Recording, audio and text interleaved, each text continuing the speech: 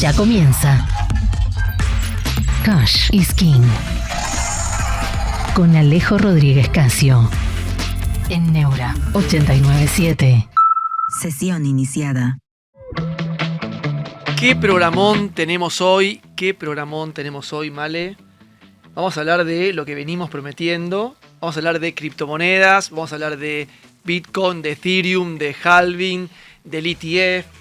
Vamos a hablar de un montón de cosas. Sí, además, lo que también el público demandaba hace tiempo y también terminó confirmando la semana pasada. Sí. Que quería más cripto. Que querían más cripto. Así que, como ustedes saben, votaron hace un tiempito si querían más cripto o no menos cripto y decidieron duplicar la cantidad de cripto que teníamos en el juego, en la cartera. Así que, obviamente, lo hicimos y además de eso, estamos también cumpliendo lo prometido, que era hablar de criptomonedas, que es un activo hiper importante que surgió en los últimos años en el mercado y que de a poco va entrando o se va convirtiendo en un activo más convencional. No convencional.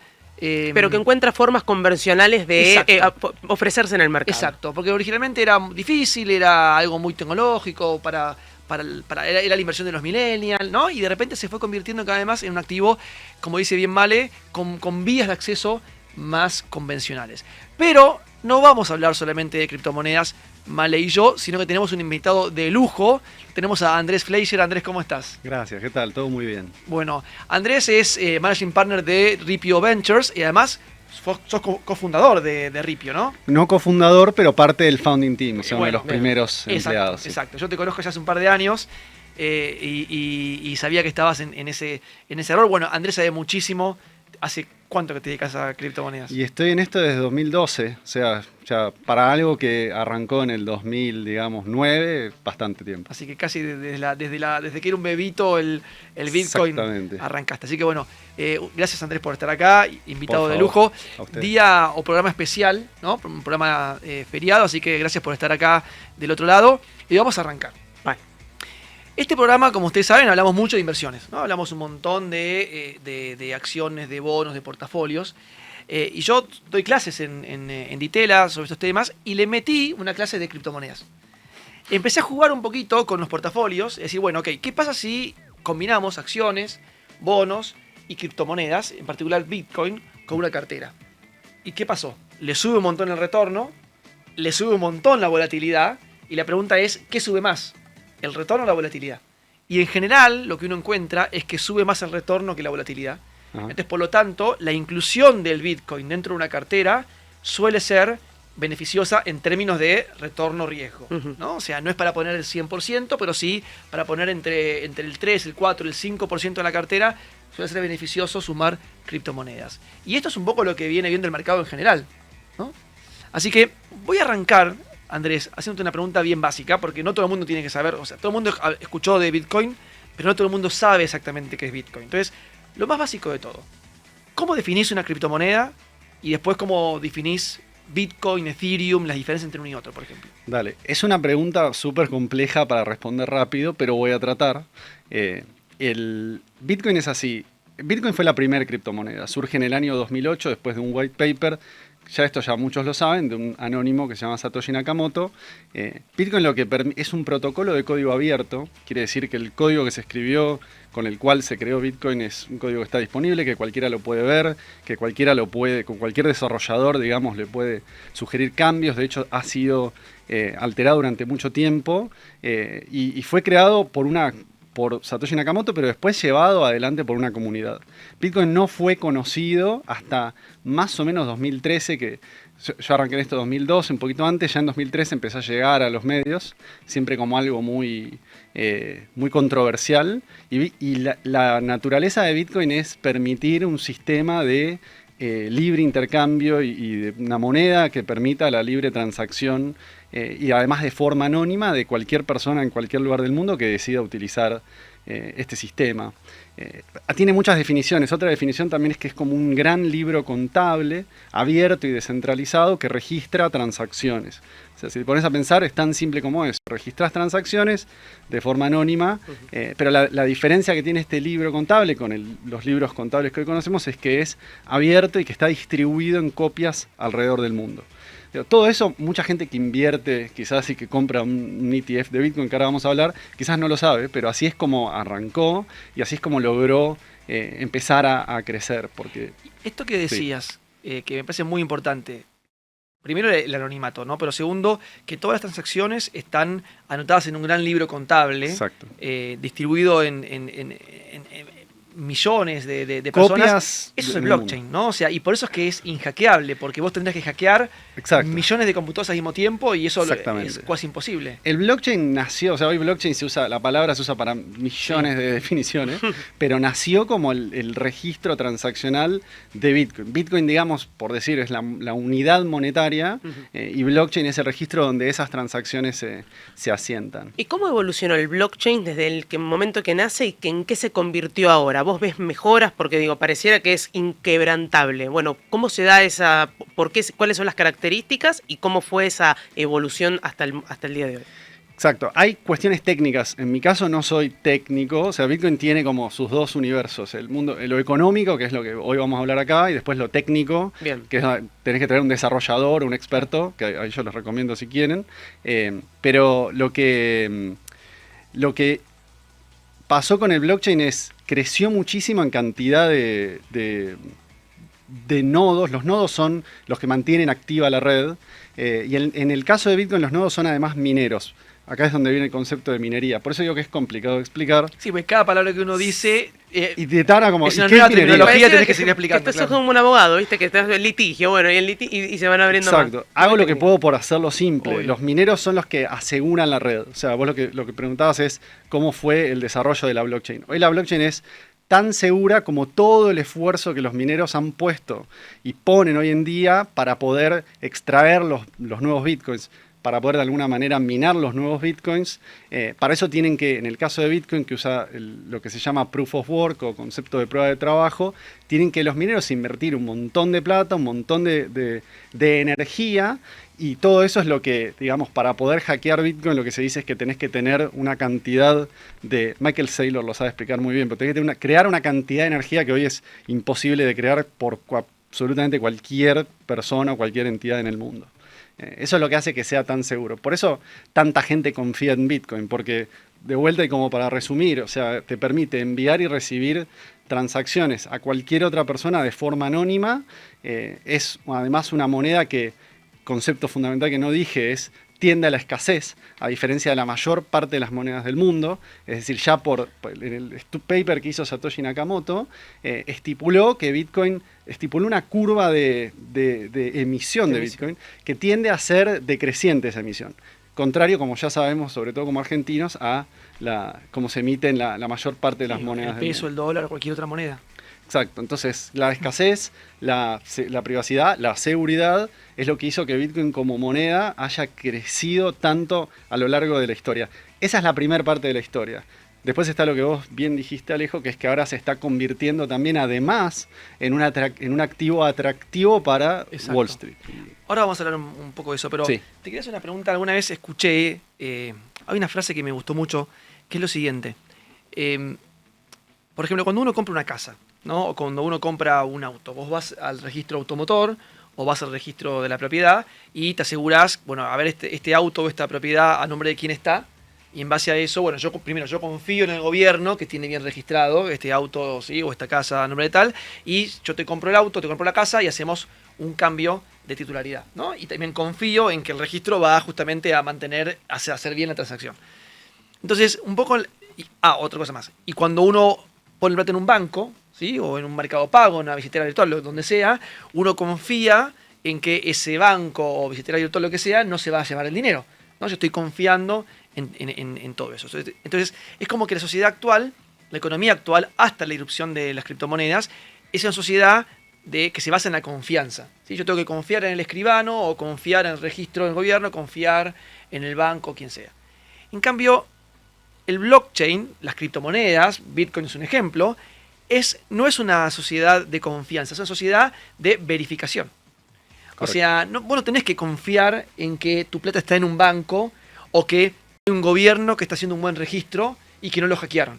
Sino que, como todo queda registrado en un libro contable mundial, que tienen todos pero que no tiene nadie. Que es público. Que es público además. Entonces, de esa manera, yo no tengo que confiar en el escribano o confiar en el gobierno, porque está todo es verificable.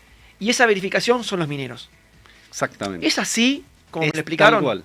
Es tal cual. Por eso te digo Bien. que... Vamos, entendí bien. Es tal cual. Vamos a aumentar la cartera al 20%. Y por eso los mineros son recompensados con los bitcoins nuevos, digamos, los bitcoins que se están generando. Es tal cual el tema de vuelta. Es complicado explicar absolutamente todo en 5 minutos. O sea, yo antes daba clases y tenía un curso que dábamos 4 clases de 4 horas y les podía explicar un pedacito de todo esto. Y ni hablar hoy en día, porque antes era solo Bitcoin. Bitcoin ha llegado a tener el 96% de dominancia, digamos, sobre todo el mundo de las criptomonedas. Hoy tiene el 40 y largo. Ah, pero bajó significativamente. O sea, Bajó menos de la mitad. Bajó a menos de la mitad. ¿Qué quiere decir? Que otras monedas como vos, creo que me preguntaste por Ethereum, sí. y otras empezaron a aparecer para competir contra Bitcoin. De vuelta, esto es código abierto. Código abierto significa que cualquiera que quiera venir a hacer mejor lo que Bitcoin está haciendo, lo propone, lo hace y listo. Y Pero trajiste un datazo, como Sí. te digo yo con el aso. Ahora vamos a la dimensión económica. Nosotros estábamos hablando de la parte técnica, que es complicada, es compleja en realidad, pero la parte económica, digo, esto de que ahora haya bajado del 96 al 40, ¿cómo impacta en el precio? Digo, ¿cuáles son los indicadores que yo tengo que mirar si quiero entrar al mundo cripto y si esto realmente impacta y cómo puede evolucionar también? Porque si este porcentaje sigue bajando, ¿qué pasa con el precio? Buena pregunta. No impacta directamente en el precio. Lo que impacta es en la relevancia que Bitcoin tiene en el ecosistema. De vuelta, Bitcoin fue la primera criptomoneda. Todo lo que hoy vemos, estamos hablando de cientos de miles de criptomonedas que andan dando vuelta por el mundo. Cientos de miles. Posiblemente. Mirá. Y si contás los tokens, que digamos, es una pseudo criptomoneda construida sobre blockchains como Ethereum, estamos hablando de millones, literal millones. Se hizo un mundo muy grande y muy complejo. No significa esto de que Bitcoin haya perdido dominancia, no significa que vaya a afectar en el precio de Bitcoin. Significa que hoy se puso muy competitivo el universo de las criptomonedas. Antes se encontraba solo Bitcoin, después Ethereum apareció en el 2015. O sea, temporalmente, Bitcoin nace en el 2009, se hace conocida en el 2013 y en el 2015 aparece Ethereum. O sea que Ethereum vos comió muchísimo. Vos estás en cripto antes que Ethereum. Exacto. Ethereum fue 2015. Mirá. Y es de uno de las que están más metidos en Bitcoin. No es como hubo como una, ¿no? Boca River, se separaron, hay como una decisión, ¿no? Vitalik era uno de los desarrolladores de Bitcoin. Y bueno, había cosas. Bitcoin es, digamos, como activo hoy en día y como. Yo le tengo un gran aprecio a Bitcoin. Para mí fue como. Mi carrera empezó con Bitcoin y todo, pero como moneda, como blockchain que se usa para otras cosas, es medio bodoque. O sea, por decirlo así que informalmente. O sea, es medio lenta, es medio costosa y no se ha ayornado ni ha innovado mucho. Entonces.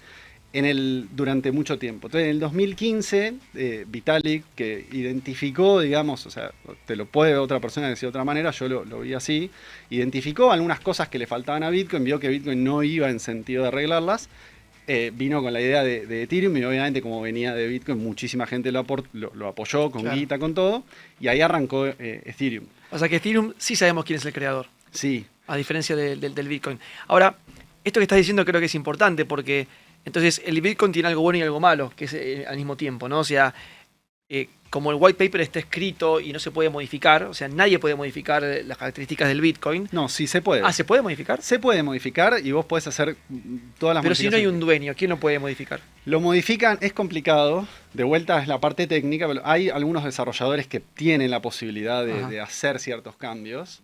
Pero mínimos. Sí, pero es como que hay un acuerdo en toda la gente que está en el mundo de Bitcoin. O sea, depende de qué lado estás, pero se los conoce como los maximalistas de Bitcoin. O sea, los que son Bitcoin o muerte, o sea, Bitcoin o nada. Son muy de no hay que tocar nada, no hay que hacer ningún cambio. Entonces, eso es lo que para mí es un poco la razón, lo que preguntaba Male, de qué pasó con Bitcoin. Es eso, es si vos es Bitcoin o muerte, sos muy religioso de eso. Y van a empezar a venir otros a querer competir contra vos, van a ser mejores algunas cosas como Ethereum y después como otras blockchains que se fueron creando y van a ir comiéndote, o sea, hay una curva que se muestra perfecto, o sea, vos ves como Bitcoin la dominancia fue bajando y fue apareciendo, cediendo lugar a Ethereum y después de Ethereum Ethereum tampoco anda increíblemente bien. Entonces fue Ethereum cediendo lugar a otras, a Solana, por ejemplo, que viene creciendo mucho. O las, me sale Dogecoin, pero las que son paridad con el... No, las stablecoins. Las stablecoins, gracias. Sí, en realidad las stablecoins están construidas sobre blockchain. O sea, las stablecoins no dejan de ser tokens. Hay son tokens. Ok, mira, yo lo confundía, pensé que eran exacto, cripto. Las stablecoins son tokens que se les da un valor. En este caso, un token equivale a un dólar americano, por ejemplo. Hay tokens de euro, de oro, lo que quieras. Pero los tokens en general están construidos, tienen sus propios lógicas, sus propios economics, están construidos sobre una blockchain. Por ejemplo, USDC es un token que equivale a un dólar, está construido inicialmente sobre Ethereum, pero después como Ethereum no funcionaba muy bien, se empezó a construir el mismo token sobre otras blockchains. Es complejo. Es complejo. Además, lo que estaba diciendo hace un ratito es que creo que es eso que tiene muy bueno el Bitcoin, que es que no se puede modificar o se puede modificar muy poco, lo que decías vos, los maximalistas, ¿dijiste? Sí. Los maximalistas, al mismo tiempo, a quien le gusta Ethereum, es la gran crítica de Bitcoin, ¿no? Que dicen, bueno, Ethereum es como el Bitcoin 2.0, si se puede decir de esa manera, que tiene lo bueno de Bitcoin y también es mejor porque es más moderno, etcétera. Pero claro, algunos dicen, no, justamente como Ethereum se puede cambiar, eso es lo malo de Ethereum, porque entonces está sujeto a que venga alguien y lo cambie, y entonces al final si alguien no puede cambiar, no tengo la seguridad del Bitcoin, bueno, está esa pelea Boca River. Se volvió un universo Boca River y agregale todos los clubes que quieras, se volvió un universo muy grande y muy complejo el de cripto, y eso hace que también sea una pesadilla para la gente en qué invertir. Digo, antes quizás me preguntabas 8 años atrás, me decían, ¿en qué invierto? Decís, bueno, haces una cartera, Bitcoin, Ethereum, alguna más, y listo. Y esperá, o sea, yo soy long term holder, yo no tradeo. Claro, perfecto. Pregunta, entonces, porque de vuelta, como es complejo el tema, y que quiero ir un poco hacia la parte más, si querés, económica y de mercado, y como pensar el Bitcoin como una inversión, porque acá no somos técnicos, o sea, bueno, capaz en la audiencia sí, pero no al menos mal yo, técnico me refiero a de sistemas. Sí. Entonces, cuando alguien compra un Bitcoin, o cuando alguien compra un Ethereum, compra el 0,001% de un Bitcoin o lo que fuere, ¿sí? O un 0,00001 Bitcoin. ¿Qué estoy comprando? ¿Una parte de qué? Estás comprando una llave, digamos, por decirlo así, términos fáciles, que te permite desbloquear una cierta cantidad de los Bitcoins que están en circulación, que hoy son... Para el público quizás que es más nuevo en esto, si es Bitcoin, nunca se van a emitir más de 21 millones de Bitcoins, y ya llevamos emitidos 19.6 millones, o sea, casi todos los Bitcoins que van a haber en circulación en la historia ya se emitieron. Entonces vos lo que tenés es un código, es algo virtual obviamente, no hay nada físico acá, que te permite... O sea, cuando vos comprás, alguien te va a enviar a tu billetera, eso es lo ideal que suceda, te va a enviar una billetera que puede ser online, que puede ser una billetera física o en Bitcoins. Y eso lo que vos vas a tener es una clave privada, que se conoce así como clave privada, que te permite después aplicar una firma digital y hacer una transacción para mover esos Bitcoins a otra dirección. De vuelta, vos no es que tenés, porque acordate, esto es un libro contable, es decir, lo que vos vas a hacer el día que vos estés enviando, lo que es un envío de Bitcoin en realidad es un asiento donde vos, de todos estos Bitcoins circulantes, estás diciéndole a la blockchain, es mía. Alejo, mueve estos 0.1 Bitcoins a esta otra dirección, y ahí ya dejan de ser tuyos. Hasta entonces van a estar asociados a una dirección que vos tenés. Y en el mundo de Bitcoin hay direcciones públicas y una clave privada, que la clave privada es la que te permite después enviarlos. Todo esto es la explicación difícil. Hoy en día, si usás una billetera como Ripio, por ejemplo, o como Ripio como billetera custodial y centralizada, después hay billeteras donde vos te haces tu propia custodia, que son online, después hay físicas.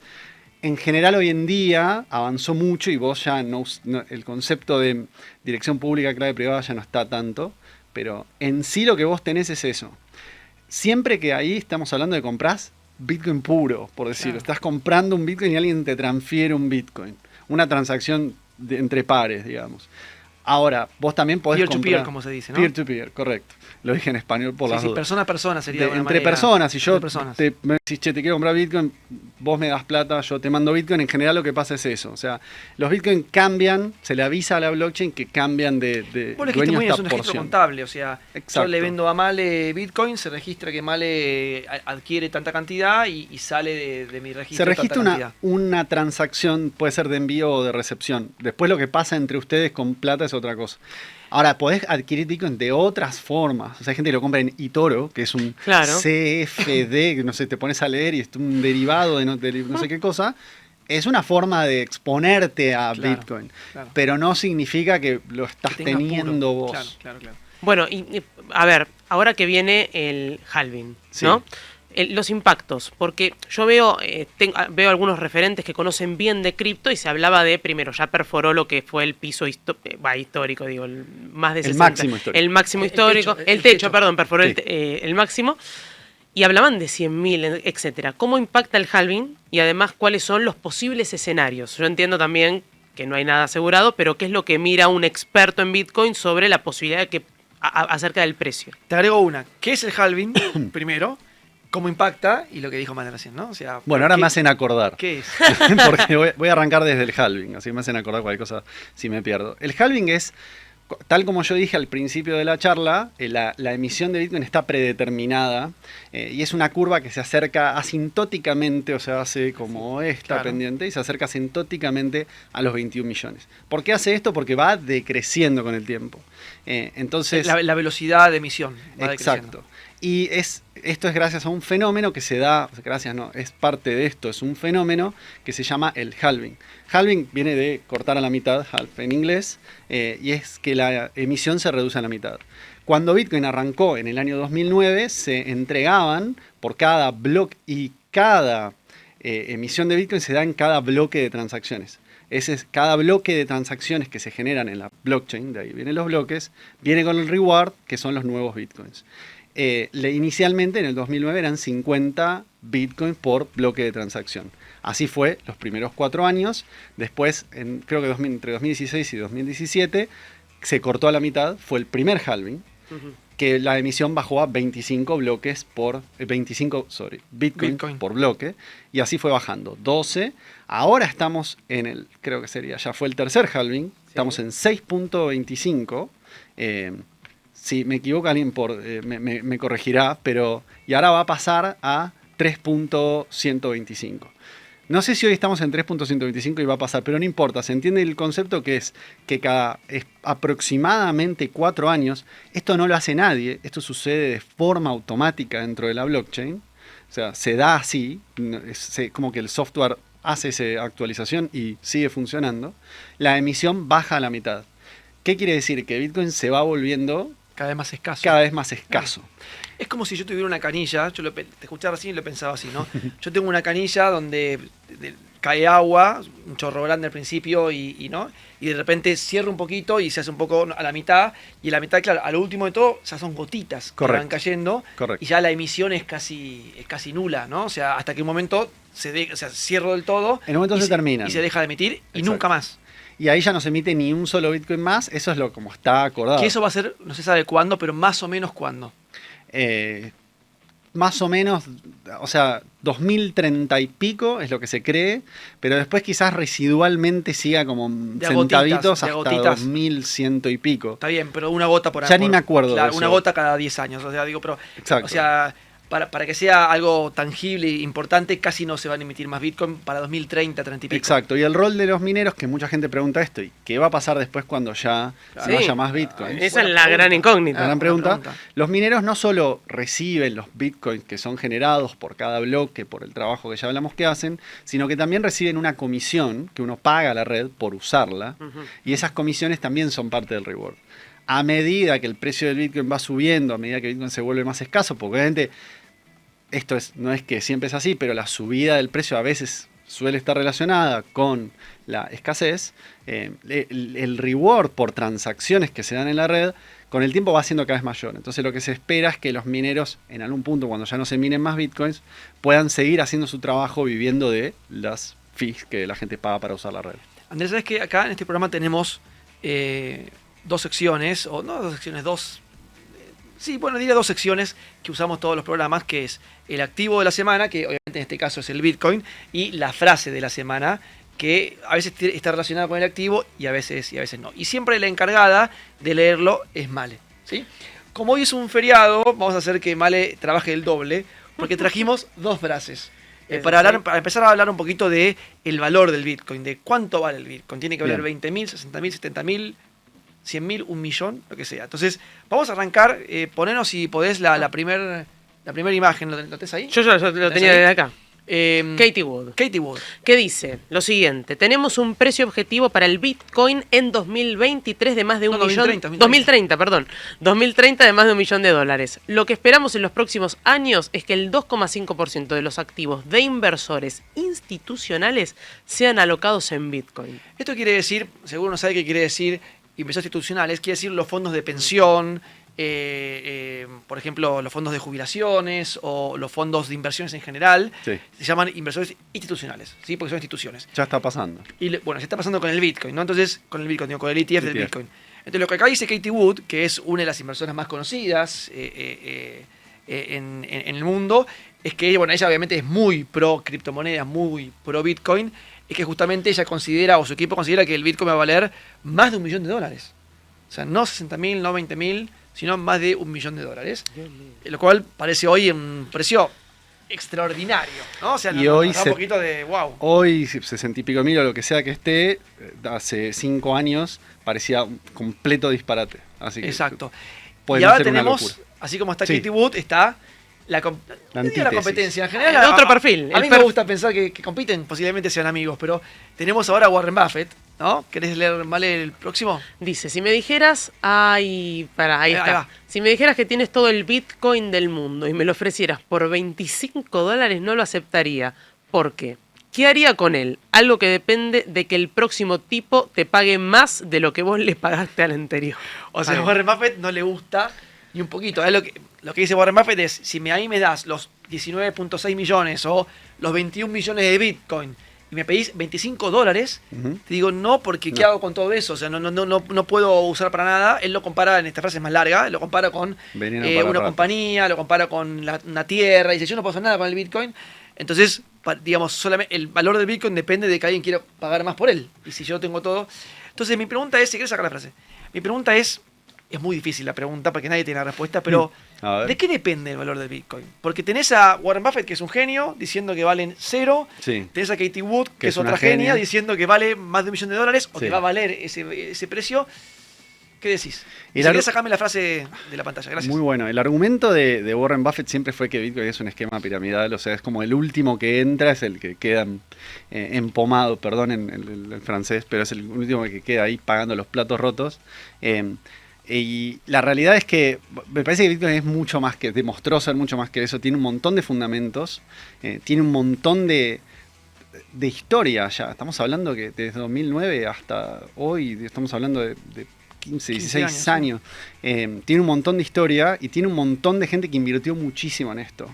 Entonces me parece que... Y tiene una razón de ser, que es que me parece que esta es la parte que quizás Warren Buffett no termina de entender. Yo hablando de Warren Buffett como si yo fuese un experto más que él, pero como yo lo veo es, Bitcoin también tiene una razón de ser en lo económico. O sea, estamos hablando desde Argentina es súper fácil de entender. Digo. Nosotros vimos lo que es abusar de la emisión monetaria, de lo que eso puede ocasionar sobre la moneda. Cuando yo hablaba de Bitcoin en el año 2011, 2012, lo hablaba con gente, no sé, un viaje con gente de Londres o de Estados Unidos, te decían, pero ustedes no sabían ni lo que era la inflación. Hoy todos tienen inflación. Hoy todos están, después de la pandemia, Estados Unidos está lidiando, haciendo malabares para bajar la inflación y no pueden. Muchos países del mundo están sufriendo las consecuencias de la emisión monetaria. Y todo viene porque la emisión monetaria, porque la moneda es prácticamente un monopolio estatal. Y Bitcoin es la primera versión en la historia exitosa de un dinero. Está el oro, si querés, pero Bitcoin, a diferencia del oro, es mucho más eficiente y mucho más dinero de este siglo. Y no falsificable. Y no, completamente no falsificable. Mucho más fácil de llevar en una billetera o transferir. Exacto, y la escasez además es computacionalmente probada. En el caso del oro no se sabe del todo. Entonces Bitcoin es la primera moneda que que permite la rebeldía, si se quiere, contra la monopolización del dinero por parte del Estado. Eso es algo que es filosófico, que es profundo, lo digo de esta manera, pero creo que decir que Bitcoin es un esquema piramidal es como lo fácil, se dijo durante mucho tiempo y ya no se dice más. Puede que haber quedado Warren Buffett diciéndolo, pero la mayoría de la gente se dio cuenta que no. Y se dio cuenta que Bitcoin, aun incluso funcionando mal y todo como hoy, tiene una gran razón de ser y la gente lo elige porque es la gran defensa contra, y lo dije acá mismo en este estudio con Julieta, es el anti-establishment. Claro. O sea, es lo que te permite... Es fuera la casta. Claro, es el Milei de la parte financiera. Sí, te estaba escuchando y pensaba... Bien, que sí. Estaba pensando que lo que voy a decir no sé si es original o no, pero yo hace bastante que creo, bueno, Male, vos sabés más de esto que yo de política, pero hace bastante que creo que hay no sé si la palabra es crisis, pero hay como digamos crisis, hay como una crisis de representatividad, ¿no? En general, no en la Argentina, sino creo que a nivel mundial, de la gente para con la política, ¿no? En general, sacando excepciones, mucha gente no se siente representado por el político de turno. Y empiezan a surgir, fenómenos como el de Milei, ¿no? Que uno puede estar a favor o en contra, pero es un fenómeno que nace un poco de ahí, ¿no? O sea, y parte del mensaje viene de ese lado. Las criptos suenan a eso, ¿no? Suenan el anti-establishment, no el antigobierno, pero... el antisistema. El antisistema, como el devolver el poder a la gente de alguna manera, ¿no? 100%. O sea, Male es politóloga, recibida hace poquito. ¿Qué piensas de esto? Yo creo que el mundo va cambiando, es dinámico y esto lo dice Juan Carlos de Pablo, uno tiene que tomar periodos largos para ver también el cambio de los paradigmas. Yo creo que Bitcoin viene a romper con eso, con el paradigma, pero hay una resistencia. Siempre que hay un nuevo cambio va a ofrecerse una resistencia. Entonces hay también esto lo vimos con el gobierno de Estados Unidos también, las posiciones en contra de esta nueva modalidad, porque también había un perfilamiento de que Bitcoin sea la nueva moneda transaccional. Es decir, utilizar Bitcoin para poder comprar distintos bienes. Después vimos que la volatilidad no fue con ese cambio. Yo insisto, creo que falta, quizás, de hecho no lo veamos, pero van a haber cambios significativos o se va a tener que ayornar la casta, tanto financiera como también la política también la política, el establishment financiero. Exacto, el establishment financiero para readecuarse, porque yo no sé si va a haber un quiebre sistemático donde quede por fuera el sistema y aparezca lo nuevo, pero sí va a haber como una especie de fusión. Y eso es lo que yo creo que va a pasar. El otro día estaba viendo una aplicación para invertir en el exterior, una bastante conocida de América Latina, para poder invertir acciones y también cripto, y también bonos, etcétera. Y estaba viendo cómo se podía fondear, y se puede fondear desde Argentina, etcétera. Pero claro, si vos fondeabas desde Argentina, en pesos o en dólares, o lo que fuere, o de otros países, porque se puede obviamente fondear en muchos países, te cobraban el porcentaje, no me acuerdo si era el 1% o por el estilo. O sea, vos ponías 10.000, el 1%, ponías 100.000, también el 1%, etcétera. Pero también se podía fondear con cripto. Y el costo de fondear con cripto era el 0,00001, estoy diciendo el número, no lo recuerdo, pero era muy, muy, muy menor, casi inexistente. Eso también es un poco anti-establishment financiero, ¿no? Porque digo... Sacaste a todos los intermediarios. Exacto. Y está buenísimo para la gente eso. Sí, totalmente. Si quieren, no respondí todavía a la parte del Bitcoin como inversión, ni lo que dijo Cathie Wood. Si quieren voy a eso. Dale. Para que no sientan que me olvido. Dale.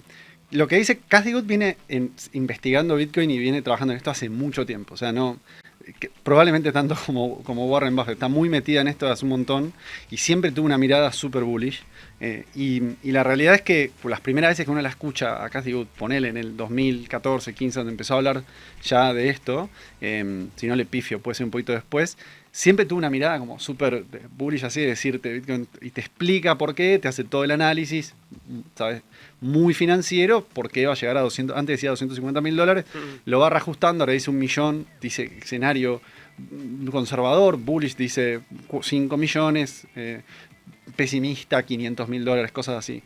Y eso suena delirante, pero hay un gráfico que podría haber hecho la tarea y traerlo, pero es súper interesante que te compara lo que pasó después de cada halving.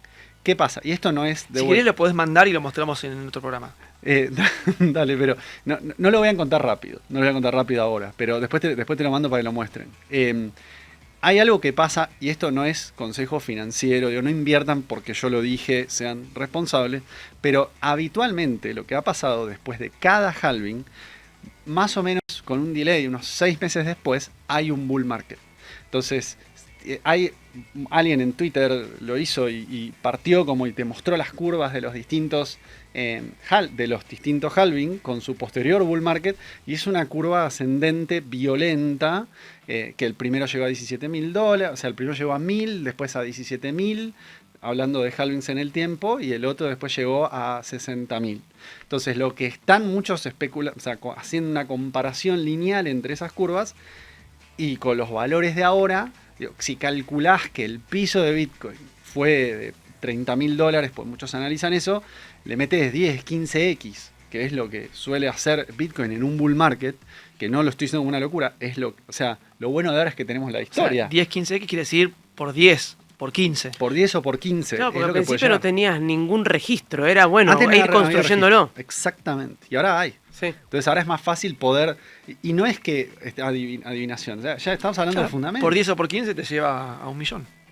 Más o menos. No por 10, pero por 15. Sí, no quiere decir que vaya a llegar en este ciclo, no quiere decir que se tiene que dar, quizás es algo, un término medio, quizás es menos, pero igual sí, y si vos le decís a alguien, Bitcoin va a costar $300.000 en 2025, te va a tratar de loco, probablemente, pero digo, la cosa ha mostrado que Bitcoin puede llegar. No te olvides que Bitcoin se comercializaba, se conseguía por 0.001 centavos de dólar en el 2010. Y hoy vale, estamos hablando entre 60 y 70 mil dólares. Nadie lo dice, con el diario del lunes estamos todos queriendo entrar. ¿Es verdad esto que se dice, capaz vos sabés más que nosotros, que el primer Bitcoin que se usó para comprar algo fue una pizza? No, en realidad no. ¿O qué fue? A ver. No fue el primer Bitcoin, creo que fue en el 2010, fue un poquito después. Sí. El primer Bitcoin lo llamamos, los primeros Bitcoin minados fue en el 2009, técnicamente. Sí. En el 2010 hubo una persona que quiso comprar pizza pagando con Bitcoin y no los usó directo, consiguió a alguien que le decía, bueno, dame tanta cantidad de Bitcoin y yo voy y te pago las pizzas. Eran 2 pizzas de Papa John's en Estados Unidos y creo, si no me equivoco, fueron 10.000 Bitcoin que costó 2 pizzas en ese momento. La pizza más cara de la historia de la humanidad. Entonces ahora se celebra, es como toda una metáfora, ¿no? ¿Hay una fecha? No. Se celebra el Bitcoin Pizza Day, que si no me equivoco es ahora en mayo, se puede googlear, pero es el Bitcoin Pizza Day. Tengo que saber esa fecha. No, para que la veo. Es espectacular. No. Que se celebra esa transacción que se hizo. Sé que yo cuando en la clase que enseño de cripto, o que hablamos de cripto para enseñar cripto. Yo sé de cripto. 22 de mayo. 22 de mayo. 22, ahí está. Sé de cripto, pero tampoco, digamos, sé tanto como sabes vos. O sea, no estoy desde el año 2012 en cripto, pero yo me hago preguntas como economista que soy, me hago la pregunta si el Bitcoin u otras monedas, otras criptomonedas son moneda, si es dinero. Y en general, a la respuesta que llego es que no todavía. Entonces yo en general, si bien le digo criptomonedas, porque todo el mundo le dice criptomonedas, yo creo que el nombre no está muy bien usado. Creo que en realidad es criptoactivos. Porque cuando uno piensa en la moneda, vos pensás en el peso, en el dólar, en otras monedas, tienen que cumplir varias características, ¿no? Por ejemplo, ser unidad de cuenta. O sea, vos tenés que poder decir, bueno, este vaso de agua vale $1 o $1, lo que sea, y que nos sirva, obviamente, para todos entender el mismo idioma y entender qué quiere decir $1 o $1, tiene que ser unidad de cuenta. Tiene que ser algo que uno pueda transaccionar, que yo pueda comprar este vaso de agua con $1 o con $1 o con un Bitcoin, que yo pueda transaccionar. Y además también que yo pueda guardarlo y que me cuide el valor, que es lo que le pasa al peso que no lo hace. Nadie ahorra en pesos, o casi nadie ahorra en pesos, porque vos lo tenés y obviamente pierde valor. Sí. Entonces el peso, ¿por qué la gente ha escapado del peso? Porque fue perdiendo una característica fundamental del dinero, que es que vos podés guardarlo y mantener el valor de las cosas. Yo lo que creo que pasa con el Bitcoin y otras criptomonedas o criptoactivos por ahora es que no cumplen la del medio, sobre todo, que es tan volátil que nadie se anima o poca gente se anima a usar Bitcoin para comprar algo. Si yo uso un Bitcoin para comprar un café, no sé si estoy pagando el café más barato del mundo o el más caro del mundo. Muy bueno. Y eso obviamente atenta contra que sea una moneda. Entonces creo que hasta que no deje de ser tan volátil, no va a ser una criptomoneda. Es un criptoactivo, es un activo más, como una acción, como un bono, como el oro, pero no una moneda. Esa es mi interpretación, pero quisiera preguntarte a vos qué pensás. Estoy totalmente de acuerdo con vos. O sea, creo que todavía no es del todo una moneda. Sí, quizás tenés, por ejemplo, si quisieras enviarle, o sea, sí me parece que sirve para enviar valor. Si sacás la volatilidad y vos estás en Argentina y le querés pagar algo a alguien que está en Estados Unidos, le haces una transacción en Bitcoin instantáneo, 24 horas, no pasa por ningún intermediario y pudiste transferir valor. O sea, en ese sentido me parece que tiene algo o sea, es una suerte de moneda, y además es moneda y sistema de pago en sí mismo. Pero sí, o sea, por lo cual creo que algunos atributos de moneda tiene, también lo de reserva de valor. Pero sí estoy totalmente de acuerdo con vos que hoy todavía no es una unidad de cuenta. Y de intercambio sobre todo. Y intercambio, y además, digo, con lo que ha pasado con Bitcoin, que es que hoy es muy costoso transaccionarla. O sea, hoy si yo quiero ir a Starbucks y pagar un café, tengo que pagar...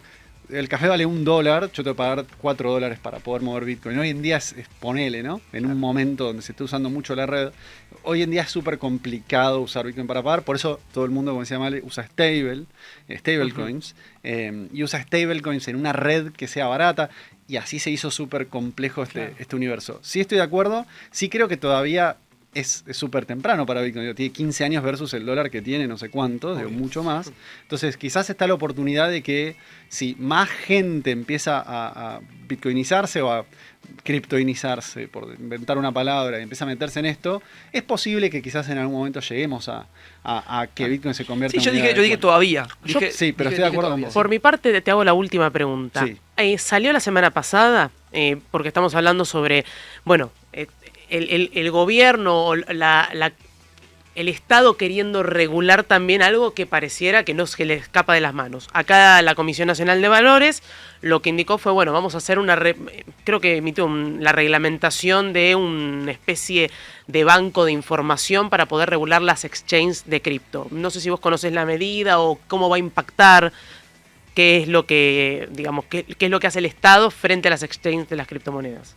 A ver, los intentos de regular las criptomonedas, o sea, la palabra regular criptomonedas ya suena raro, porque las criptomonedas es como un oxímoron. Puras, es un oxímoron. Las criptomonedas puras no podés regular algo que es anónimo, que no sabes dónde está y que no sabes quién lo tiene, o sea, es imposible.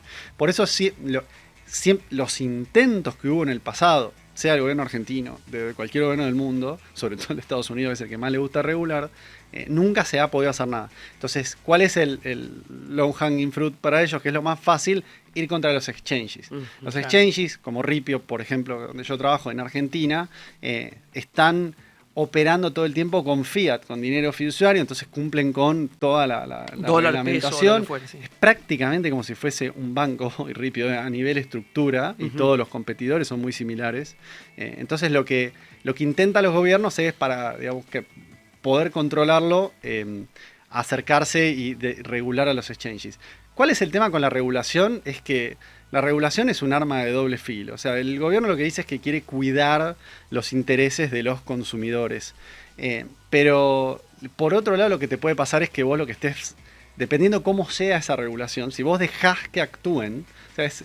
Lach lo explica muy bien cuando habla de la teoría de los tomates, de cómo tenés que dejar para que la planta dé más tomate. O sea, si le vas cortando las puntas, digo, no termina creciendo. O sea, el tema con la regulación es esa. O sea, hay que ver qué regulación quieren hacer, hay que ver cómo lo sacan, y si permiten que los exchanges sigan haciendo lo que hacen. Porque en definitiva los exchanges, que son los que se autorregulan desde hace un montón, o sea, nosotros nos autorregulamos incluso antes que existiera la intención de regular a los exchanges, estamos protegiendo a los consumidores. Pero la realidad es que también, no importa todos los esfuerzos, a lo sumo, nos joderán o nos beneficiarán a nosotros los exchanges. La idea de regular las criptomonedas es virtualmente imposible. Genial. Andrés, tenemos que hacer un pequeño cortecito. ¿Te quedan 10 minutos más? Por supuesto. ¿Sí? Y hacemos un par de preguntas sobre futuro. Claro que sí. Sí. Bueno, volvemos en una canción. ¿Querés saber por qué Cash is King? Quédate en Neura. Cash is King. Ya llega Cash is King con Alejo Rodríguez Casio. Bueno, volvemos. Gracias por seguir acá. Mara se tuvo que ir, así que nos quedamos con Andrés acá un ratito más, unos 10 minutitos y te liberamos. Supuesto, sí, espectacular, sí. La verdad que yo creía entender algunas cosas, pero las entiendo mucho más después de charlar con vos. Un tema que es complejo, además de contar. Te quería preguntar, porque algo que me quedó pendiente es conocer un poco tu historia, ¿no? O sea, decías que muy tempranamente, Bitcoin arranca 2008-2009 por ahí, y vos arrancás con todo esto en 2012, decíamos antes del Ethereum incluso. ¿Cómo se dio eso? ¿Cómo llegué a esto? Sí, ¿cómo llegaste? Yo siempre simpaticé, o sea, una cuestión ya familiar, siempre simpaticé mucho. Hoy está de moda las ideas de la libertad gracias a Milei. La realidad es que sí, digo, no hay registro hasta antes de Milei de que un partido con las ideas libertarias haya llegado tan lejos. Antes era algo muy de nicho y muy de un segmento de la sociedad que de hecho nos daba vergüenza hablar de libertarianismo o de bajar los impuestos o de una moneda como el Bitcoin que sea independiente de gobiernos y bancos centrales. Hoy está mucho más, hoy se puede decir mucho más abiertamente. Cuando yo era más pendejo, digamos, hace 10 y pico de años, 12 años, ya estaba muy metido con todas estas ideas de la escuela austríaca, si se quiere, de economía y del libertarianismo. Entonces ya venía con eso muy metido y siempre muy enemistado con todo el dinero fiat y con todo los gobiernos interviniendo en la economía y provocando, bueno, lo que ya vemos que provocan cuando intervienen. Siempre fui así, un toque anárquico. Entonces y siempre además me gustó muchísimo la tecnología, o sea, las dos cosas. Y cuando ¿Estudiaste tecnología o economía? No, yo estudiaba administración de empresas y encima, o sea, mi vida era súper estándar, trabajaba en una IBM, en un cubículo, cumplía mi trabajo en el área contable de IBM, todo súper así tradicional. Hacía mi carrera en la UCES y todo tradicional. Pero esto era mi pasión, digamos, era algo que tenía horas y horas con mis hermanos, que somos todos medio así, hablando de economía y volviéndonos locos con el tema. Pero además me apasiona mucho la tecnología desde que soy chico. Y entonces cuando apareció Bitcoin, en realidad no lo llegué yo directamente a Bitcoin, me lo trajo una persona. Y te soy sincero, las primeras veces que me lo explicaban no lo entendía, no casaba, así como le pasa a la mayoría de la gente, yo tampoco. Pero llegó un punto donde lo entendí y como que mi cerebro completamente quedé capturado por esto, por el white paper de Bitcoin, por todo lo que Bitcoin quería lograr. Y estamos hablando que era súper, súper temprano. Y yo ya le vi un potencial extraordinario. Con lo que a mí me gustaba la economía libertaria y con lo que me gustaba la tecnología, dije, todo esto así, esto no tiene techo. Y entonces empecé a dedicarme a esto. La industria en ese momento era muy chiquita. O sea, había empresas que cotizan en bolsa. En ese momento Ripio ni siquiera se llamaba Ripio y era un porotito de empresa, pero se empezó a armar una pequeña comunidad que se juntaban siempre a hablar de esto y yo me empecé a meter de a poquito y bueno, tuve la suerte de poder entrar en Ripio súper temprano y de dedicarle la vida a esto. Y ya que mencionas Ripio, ¿qué es Ripio? Porque Ripio también fue evolucionando, decíamos hace un rato que vos sos managing partner de Ripio Ventures, que entiendo que no es el Ripio original, o sea que estás con cosas nuevas. Entonces, ¿cómo arrancó Ripio haciendo, o qué arrancó haciendo, qué hace hoy, en qué estás laburando vos con Ripio Ventures? Bien, Ripio es una app que te permite interactuar con criptomonedas.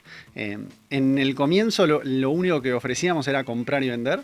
En el bull market de 2017 éramos los únicos que... ¿Arrancaste con Bitcoin nada más o con varias ya? Ripio arrancó solo con Bitcoin, después obviamente fue agregando otras, pero para que te des una idea, en el 2017 hubo un mega bull market, no muchos lo vivieron, pero que los sitios se rompían porque todo el mundo quería comprar, o sea, muy violento, mucho más violento que el que estamos viviendo hoy. Y Ripio en ese momento éramos los únicos que teníamos empresa de cripto que tenía cuenta bancaria. Y fue muy jodido conseguir una cuenta bancaria, pero nosotros teníamos una activa con el Banco Industrial, que fue uno de los primeros bancos en abrirse a cripto. Y fue tremendo, porque encima hacíamos settlement de todas las transacciones a mano. Eso quiere decir que la gente transfería a esa cuenta y de esa manera depositaba en compraba su cuenta personal. Exacto. Y nosotros fuimos los primeros en estar disponibles.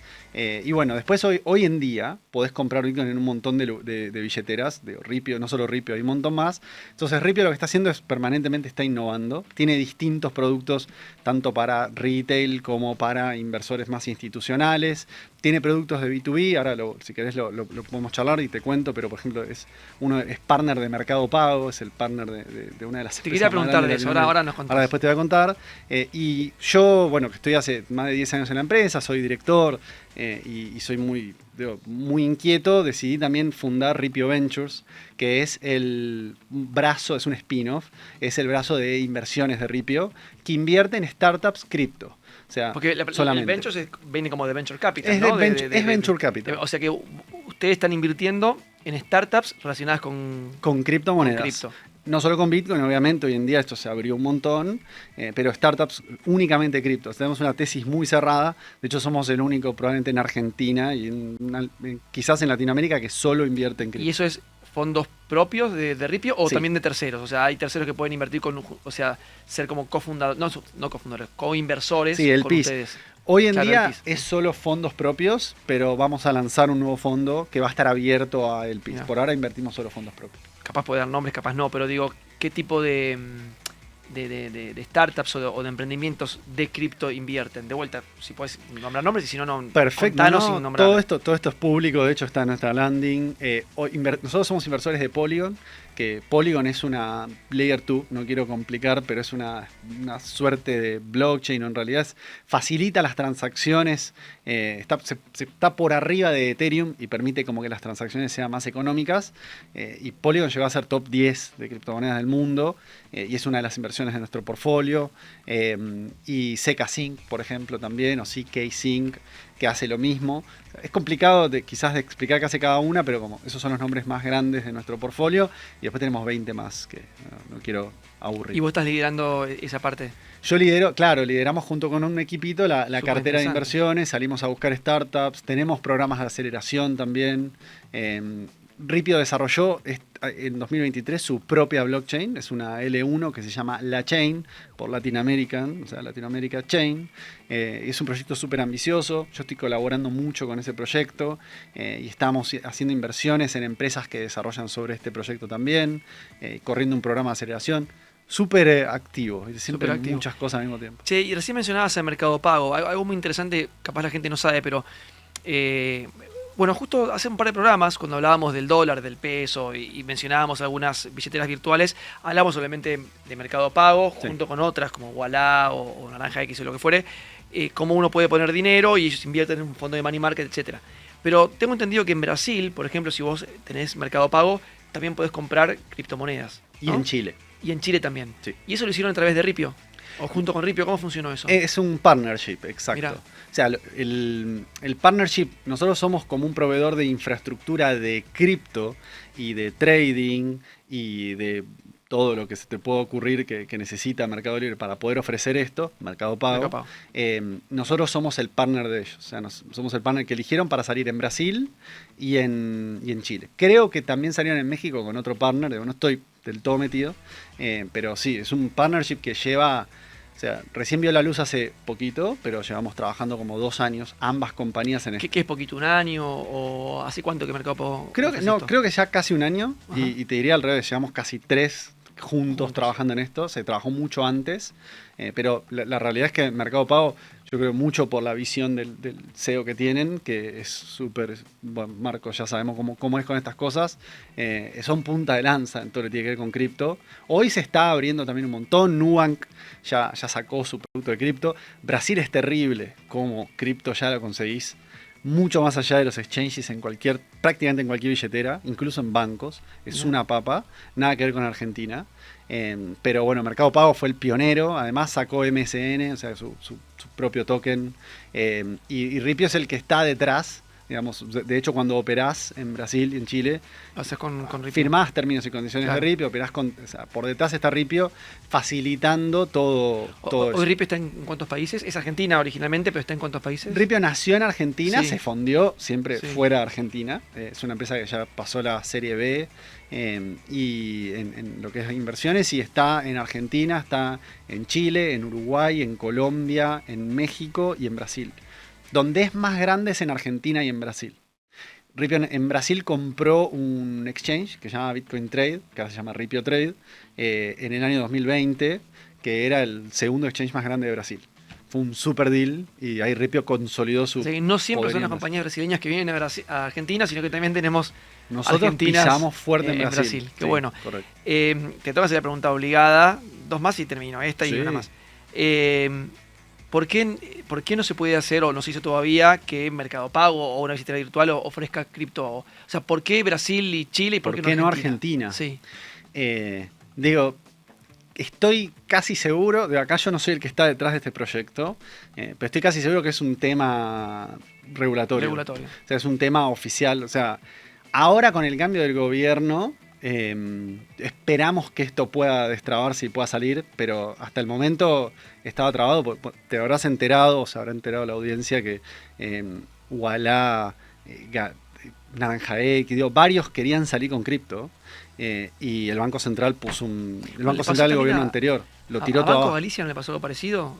Tiraron todo abajo. Pero puede ser, creo que Galicia hace, estoy diciendo capaz mal el año, pero hace como un año y medio, había salido con algo de cripto y Banco Central, creo que duró 1 o 2 días. Y al mismo tiempo salió Ualá, salió Reva, o sea, salieron varias fintech, varios bancos digitales. Algunos iban también con Ripio y el Banco Central puso un stop y dinamitó todo y chau. Y todos los esfuerzos para que Bitcoin se pueda conseguir, no solo en billeteras virtuales, sino, o sea, democratizar, digamos, el acceso a comprar cripto.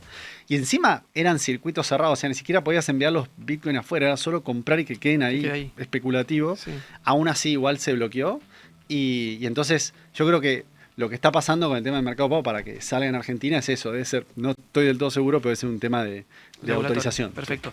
Che, la última, hablando de regulaciones y obviamente Bitcoin, bueno, todo el mercado bullish que vimos y la suba que vimos del Bitcoin tiene que ver con varias cosas, tiene que ver con, en parte, lo que hablábamos del halving, en parte también tiene que ver con que, como hablábamos al principio, se está convirtiendo cada vez en un activo más tradicional, no tradicional, más convencional, más mainstream, como se dice, ¿no? Sí. Empiezan a haber mucho más fondos de inversiones que originalmente decían esto es una burbuja, esto es, como decíamos, un activo millennial, esto es un esquema piramidal, como decías, a decir, che, es un activo que se puede invertir como una acción, como un bono, como un commodity, un criptoactivo, ¿no? Correcto. Entonces empezaron a haber cada vez más fondos y, como todos sabemos, o muchos habrán escuchado, ya hay ahora, desde hace un mes y medio, la posibilidad de comprar Bitcoin, no otras monedas, pero sí Bitcoin, a través de ETF, o sea, a través de fondos.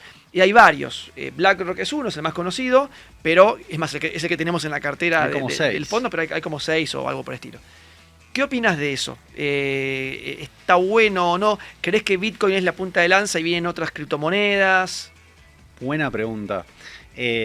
Creo que hoy está pasando algo muy loco, si querés arranco desde acá. Está pasando algo muy loco, que es que están absorbiendo tanto Bitcoin, los ETF, que hay gente que llegué a leer en Twitter hoy que si siguen a este ritmo, se van a absorber, o sea, todos los Bitcoin que hayan dando vueltas. O sea, estamos hablando de algo que todavía no es tan grande, Bitcoin, y estos tienen una voracidad enorme. Lo que decía Katie Wood, ¿no? O sea, si estos inversores institucionales empiezan a comprar, absorben todo, es una gran aspiradora. Están absorbiendo y no se sabe qué va a pasar, digo, porque si siguen a este ritmo es una locura. Hay Bitcoin fuera de los ETF, obviamente, hay en los exchanges, hay en billeteras que la gente conserva, que incluso están fuera completamente del sistema financiero, pero sí están comprando a lo loco. O sea, el ETF lo que representa es como si se quiere, el IPO de Bitcoin para como activo completamente, como activo digital, para mi gusto, como completamente especulativo, ¿no? ¿Cómo lo veo yo? Es, obviamente, a nivel precio y a nivel corto plazo, puede que sea beneficioso. Si miramos solo la cotización. ¿Por qué? Porque algo que se vuelve cada vez más escaso, vos le inyectás una presión tremenda de demanda de inversores institucionales que vienen con guita, que vienen fuerte. Puede que, y de hecho es lo que está pasando, Bitcoin empezó a subir fuerte, como ya lo estamos viendo, incluso antes del halving. Lo cual es algo que no se ha dado este fenómeno en los halvings anteriores. Siempre Bitcoin sube después. O sea, que haya una suba antes del halving y no... Es raro. Entonces, me parece que en el sentido de precio corto plazo podría ser beneficioso. Ahora bien, yo soy más de los fundamentos, que estoy en esto desde hace tiempo, soy más de los fundamentos de Bitcoin como moneda, de vuelta. O sea, como moneda con la capacidad de liberar a mucha gente de los estragos que el gobierno puede hacer sobre una moneda de curso legal o curso forzoso, como el peso, como el dólar, etc. Monedas fiat. Y ahí, en ese sentido de adopción y todo, que lo adopte Wall Street y que se inyecte toda la plata y que andás a ver qué pasa después, el precio del ETF de Bitcoin sube muchísimo, el ETF dice, bueno, listo, tomo ganancia, chao, pum, y lo tiran, y se hace pelota el precio y todo como vuelve a empezar. Digo, algo en mí como, bueno, buenísimo a nivel precio, quizás a corto plazo sube, pero yo no sé si a largo plazo esto es lo que Bitcoin espera, lo que Bitcoin busca. O sea, lo ves más especulativo de alguna manera. Lo veo completamente especulativo, lo veo como un juguete sexy y trendy de Wall Street. A ver, igual hablo hablando, esto es hablando mal y pronto, porque hay que ver. Es muy temprano, ¿no? Pasó un mes y medio, 2 meses. Y hay que ver, el inversor que está comprando el ETF e invirtiendo en esto, ¿tiene una visión, digo, de long de Bitcoin? O sea, ¿le parece que esto realmente cree en los fundamentos, los leyó, los estudió y cree que esto la va a romper? ¿O es un trader codicioso que dice esto va a subir hasta tal punto? A lo que decía Warren Buffett, ¿no? Que lo compro para que venga el próximo tipo y me lo pague más. Bueno, eso pasa también con las acciones, ¿no? O sea, que compra Apple, a veces sabe que está comprando y a veces dice compra Apple porque creo que va a subir, porque sí, y hay gente que le estudia y pasa eso. Exacto. Bueno, tenemos que ir cerrando. Te voy a hacer un único comentario final, que es el siguiente, que esto viene más que nada como de la empiria mía, de evidencia empírica mía, que es, yo hace un montón que soy profesor, hace unos 15 años te diría, y claro, en muchos cursos cuando arranco diciendo a la gente, preguntando a la gente quién invierte, ¿no? Y en general pasaba, sobre todo pre-pandemia, cuando era más difícil abrir una cuenta, que poca gente, capaz 1 o 2 levantaban la mano, y te digo, en carreras que estaban relacionadas con la economía, con las finanzas, al principio poca gente invertía. Obviamente después de la pandemia y como se facilitó todo con una app o con la web, obviamente hay mucha más gente que invierte. También es cierto que Argentina empujó a mucha gente a comprar dólar MEP o contado con líquidos, mucha gente empezó a abrir cuentas por eso y bueno, ya que tengo una cuenta empiezo a invertir. Totalmente. Pasó eso. Pero también se dio un fenómeno con las cripto, porque las cripto fueron las primeras en abrir el juego digital a la posibilidad de invertir. Entonces, mientras durante varios años vos para abrir una cuenta y comprar una acción o un bono tenías que ir a hacerlo físicamente, llenar un formulario, hablar por teléfono con alguien para pasar la operación, etcétera, lo cual le vas poniendo restricciones a la operación, las cripto te lo permitían hacer digital. Y obviamente la gente que tenía 20 y pico, 30 años, mucho más digital, empezó a invertir con cripto. Yo a eso le digo, es como andar en bicicleta, es como que te subes a una bicicleta y arrancás haciendo wheelie con pendiente para abajo, ¿no? O sea, es como uno arrancaría típicamente con bonos, con acciones y después con cripto. Como que cripto es lo más difícil, lo más volátil, etcétera. Pero bueno, la verdad que las cripto yo creo que cumplieron un rol muy importante entre la gente joven, que es los acercó a invertir.